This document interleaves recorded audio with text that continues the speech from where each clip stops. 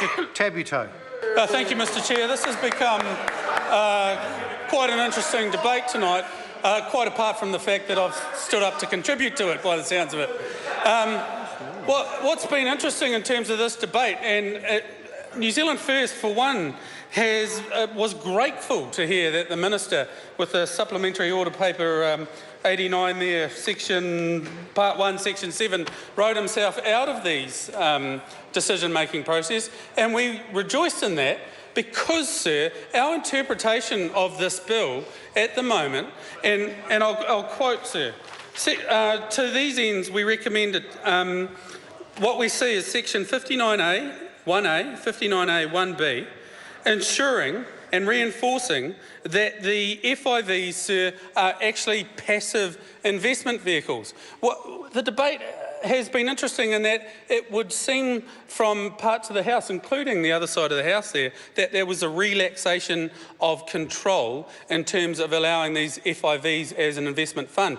But that is not my interpretation. That is not New Zealand First's interpretation of this legislation. So I put it to the Minister tonight, some clarification on this issue would be incredibly important in order to get some consensus in the House, because we understand it of this moment that there is no relaxation of controls. The FIVs are an investment vehicle, and we applaud them as a tool and a means of particularly allowing the guardians to invest in New Zealand, for example. So it was expressly stated in the interpretation of this legislation and the analysis of this legislation, which New Zealand First wholeheartedly supports, that this FIV vehicles gives the guardians an opportunity to invest, and I'll find the words, to invest in capital, actual machinery, for example,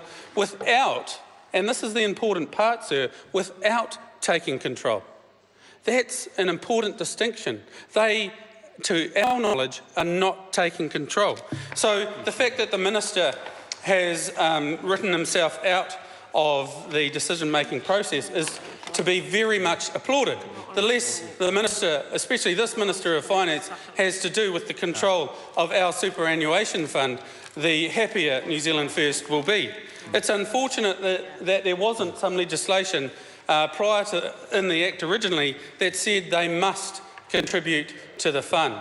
As it was noted previously, sir, we have foregone $11 billion in investment returns because this government has opted out of contributing to this fund. So it's again, Minister, I would ask that in the analysis of Part 1, Section 7, that we actually do look at that definition of control and what are the guardians effectively now able to do.